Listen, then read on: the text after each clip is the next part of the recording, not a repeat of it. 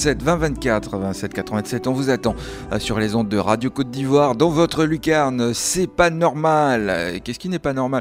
Je pense qu'on prendra la direction ce matin de Fresco avec monsieur Nguessan Hervé, lui qui va nous parler d'indemnisation. Alors, allô?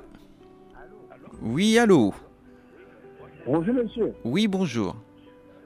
D'accord. Bonjour monsieur. Allô, bonjour. Ah, bienvenue monsieur Coré Seri. C'est bien moi. D'accord, ok. Bienvenue sur Radio Côte d'Ivoire. Merci. Alors, dites-nous, qu'est-ce qui ne va pas? Ça ne va du tout pas à Bio. Il y a deux axes qui nous relient au département extérieur, c'est-à-dire Soubré et Iskia. D'accord. Ces deux axes n'existent pratiquement pas. Et je vous ai dit, les élus locaux ont été obligés de demander l'appui à la population de construire la route d'ici à Bio. Et si vous allez à Bio aujourd'hui, les machines sont sur cette route avec l'argent de la population. Et c'est pourquoi je vous appelle de voir au moins la situation des Bio. Je suis parti de la Côte d'Ivoire, de voir notre situation. D'accord. C'est que ça nous crée comme problème. L'hôpital général de Bio qui a fait ses beaux jours dans les années 70-79 n'a qu'un seul chirurgien. Et si ce chirurgien s'absente, c'est fini, c'est la mort. C'est normal qu'il s'absente parce que c'est un fonctionnaire, il a droit aussi à une autorisation d'absence. Mais s'il n'est pas là, c'est la mort. La femme qui accouche ce jour-là, c'est fini. Elle meurt. Vraiment, je vous demande pardon de nous aider. D'accord. À Bio, le seul crime que les femmes ont commis pour mourir, c'est vouloir faire un enfant. Et dans les évacuations, par exemple, il y en a qui meurent en cours de route. Vraiment, je vous demande pardon. Et cette situation est dramatique. Vous dépeignez un tableau sombre ce matin dans cette lucarne. C'est pas normal à Buyo. Merci à vous, monsieur Coré Seri, de nous avoir appelé. Car on le dit, la route précède le développement. Et le président de la République, à travers son vaste programme, donc met tout en œuvre. Et ce matin, je pense que si il y a un problème quelconque, votre appel pourra essayer, décanter la situation. Et nous allons suivre avec un intérêt particulier. Et n'hésitez pas à nous appeler tant que la situation ne s'améliore pas. Nous sommes là pour vous. Merci beaucoup à vous, monsieur Coré Seri, qui nous appelait de Buyo. Et il était en attente, plutôt, monsieur Nguessan Hervé. À Gbagbam, c'est à Fresco, lui qui nous parle d'indemnisation des victimes de guerre. Allô, bonjour. Oui, bonjour, monsieur. Bienvenue à vous sur Radio Côte d'Ivoire. Alors, dites-nous. Oui, merci bien. Oui, ça fait plusieurs fois maintenant que j'appelle sur votre antenne, voilà, pour dénoncer cela. Au fait, nous sommes les victimes de guerre et depuis 2016, on a fait ils nous ont fait, comme on appelle, des inscriptions. Maintenant, récemment, je crois que ça fait 8 mois de cela, le ministère de la Solidarité nous a appelé pour dire que, au fait, nos dossiers ont été, en tout cas, retenus, que on devait, les jours qui suivaient là, on devait avoir nos indemnisations. Bon, depuis là, rien. Et on a rappelé là-bas, ils nous ont dit, si nous avons des délégués de l'appeler, ils vont nous donner de plus en plus d'informations. Bon, on a appelé là-bas encore, ils nous ont dit que non, l'opération d'indemnisation avait pris un coup, donc ça s'est arrêté un peu. Bon, jusque-là, c'est vraiment, franchement, il n'y a pas de suite favorable. Or, il y a des gens qui sont fait inscrits, on a payé des frais de dossier, tout ça. Il y a des gens même qui sont même décédés. Or, vous voyez un peu 2016, nous sommes en 2022. Ça fait bien 6 ans, si vous voyez. Oui. Voilà, donc je voudrais vraiment interpeller le chef de l'État, le président Alassane Ouattara et son gouvernement, de suivre un peu ce dossier. Parce qu'on voit qu'il y a une lenteur. Bon, quand c'est comme ça aussi, ça dérange un peu. Donc voilà un peu mon cri de cœur ce matin. Merci à vous.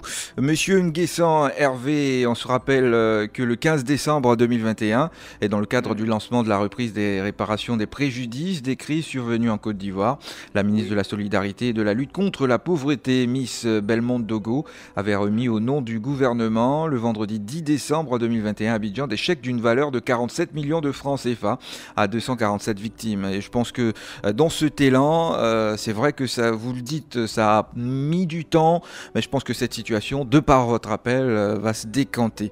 27 20 21 44 48, 27 20 24 27 87, nous vous attendons sur les ondes de Radio Côte d'Ivoire en direct pour nous dire ce qui ne va pas. Matanda, avec monsieur Quadio Joseph, bonjour. Bonjour monsieur, vraiment, merci beaucoup pour l'émission. Ah, nous sommes ravis aussi. Voilà, traitement où je vous parle, je suis à genoux. Alors dites-nous pourquoi. Je suis à genoux parce que la voix de Tendra à 100 degrés, vraiment, nous souffrons. Je remercie Dieu parce qu'on a encore mis en place le ministre Amédée Kwok, que j'aime beaucoup. Je le félicite. Mais il n'a qu'à vraiment se pencher sur la voie Tanda 100 degrés. Il y a Tanda 100 degrés, 100 degrés est un chef-lieu de département. Et avant d'arriver là-bas, il faut traverser Kédio, chef-lieu de département. Kédio, ça fait 14 km de Tanda. Quand on part à Kédio, il faut mettre 1 heure. Sinon, vous allez casser votre voiture. Allô? Allô? Est-ce qu'il est encore là, monsieur Quadio Joseph? Il est parti. D'accord, on a compris l'essentiel, on a retenu qu'il y a effectivement un problème concernant la route dans cette localité. On espère que peut-être demain il nous rappellera via nos différents numéros sur Radio Côte d'Ivoire. Aïssata Koulibaly est au standard. Clémence Cole, on part à Gadouan, c'est à Guipry avec monsieur Traoré Bakary. Bonjour. Bonjour monsieur. Bienvenue sur Radio Côte d'Ivoire. Oui, merci beaucoup. Alors dites-nous. Voilà, il s'agit de notre route. Depuis 2019-2020, j'ai grogné par rapport à cette route-là. Et depuis jusqu'à aujourd'hui, on n'a pas de gain de cause. Alors, les gens de Bénin sont venus sont venus mesurer la route, ils ont fait tout ce qu'ils devaient faire et puis ils sont partis. Depuis 2016. Et jusqu'à aujourd'hui, rien n'est fait. Donc, je souhaiterais qu'en tout cas, parce que nous sommes perdus, hein, sérieusement, nous sommes enclavés. Depuis 2007, avec les intempéries de 2007, toutes les routes sont parties, les ponts sont démolis, on n'a plus de route. Même pour avoir accès au centre de santé le plus proche, c'est très difficile. Alors, dites-nous, ça concerne quel axe de route? Voilà, l'axe que ça concerne l'axe, ça commence par le CHR la morgue du CHR de Daloa, en passant par la clôture de Denis Bracano, sortir par nouveau quartier Goïville, Bozagué, Bologué, Bolouville, PK20 et ça ressort sur qu'on appelle le barrage de Sérigne, le bas qui est à côté de Puy-l'Aiguille et ça continue sur Gadouan. D'accord. Il y a quelqu'un qui connaît bien la ville d'Aloa et j'imagine que tout ce que vous dites doit être vraiment très compliqué pour les populations sur place, n'est-ce pas? Oui. Oui. Vous dites depuis 2016. Depuis 2016, le BD est passé dessus depuis 2016. Jusqu'à aujourd'hui, rien n'est fait. Et c'est clair qu'aussi la construction d'une route, c'est un long processus. De 2016 à aujourd'hui, je pense que quelque chose a dû se passer.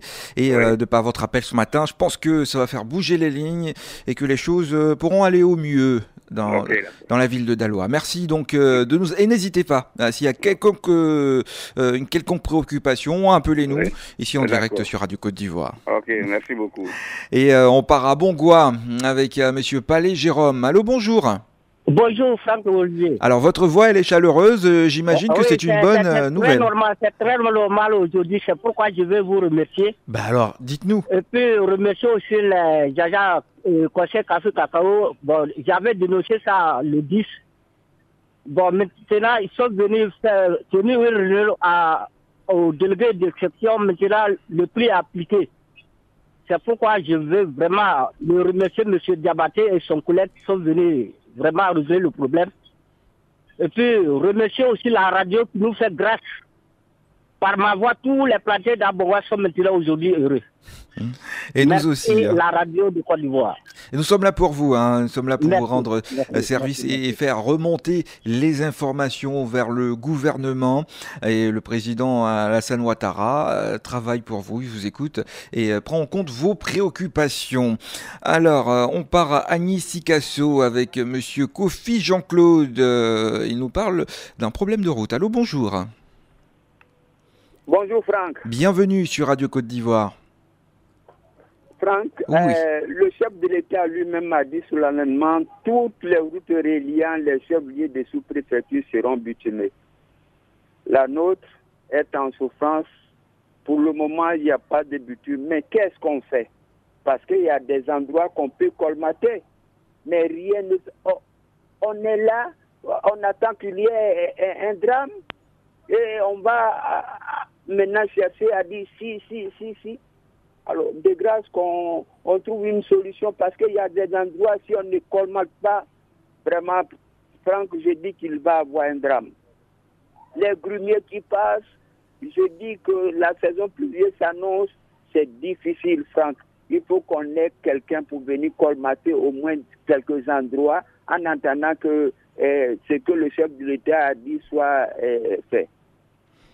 Merci à vous de nous appeler, c'est vrai, on demande, c'est vrai nous demandons, mais sachons que tout cela entre dans un plan, dans un vaste programme. Il a dit, c'était le 31 janvier 2019, quand il intervenait au cours des rendez-vous du gouvernement, le ministre de l'équipement et de l'entretien routier, Amédée Kofi Kwaku, qui a réaffirmé l'engagement du gouvernement à mettre en œuvre son ambitieux programme routier pour améliorer la mobilité des populations dans le district d'Abidjan et à l'intérieur de la Côte d'Ivoire. Et sachez bien que tout cela va pouvoir va rentrer dans ces différentes phases de construction et autre chose pour que vous puissiez bénéficier de cette route. Il faut rappeler aussi que le pont de Béthier, qui est une infrastructure aux retombées économiques considérables, est aussi construit à hauteur de 8 milliards de francs CFA et qui a été inauguré depuis. Donc vous savez, tout cela entre comme je l'ai dit, dans un vaste programme et petit à petit, vous allez pouvoir entrer vous allez pouvoir bénéficier de ces différentes routes. Et on prendra le dernier parce qu'on parlera de café cacao. C'est à Grabo, à Béoué précisément, avec monsieur Jay Yao Paulin. Allô, bonjour. Bonjour, monsieur François Kwadou. Bienvenue sur Radio Côte d'Ivoire. Oui. Alors, qu'est-ce qui ne va pas? Oui, ici, le gouvernement donne le prix du cacao. Mais il y a coopérative ici. Mais quand la coopérative arrive à San Pedro, au port là-bas, on ne livre pas cacao. C'est pour dire que le gouvernement n'a pas financé. Donc on va rester là-bas jusqu'à au moins 2 semaines et puis on va vendre cacao avec les Libanais encore. Donc c'est ce qui fait que la coopérative ne peut pas évoluer ici. Toujours le cacao, le gouvernement et Libanais aussi va dire que c'est 750 ou bien 700. J'ai oublié de vendre ça avec eux comme ça. Vraiment, c'est ce qui fait que j'ai mal au cœur. Voilà mon cri de cœur. Merci de nous donner cette information, on ne l'avait pas. Et je pense que on comprend aussi votre désarroi. Merci de nous appeler, n'hésitez pas. Appelez-nous tant que ça ne va pas pour que nos autorités puissent avoir écho de ces différents problèmes. Merci à vous, monsieur Jayao Paulin, qui parle de son amertume ce matin sur les ondes de Radio Côte d'Ivoire. Parlons du cacao. Et c'est la fin de cette lucarne, c'est pas normal. Radio Côte d'Ivoire, Abidjan 88.fm.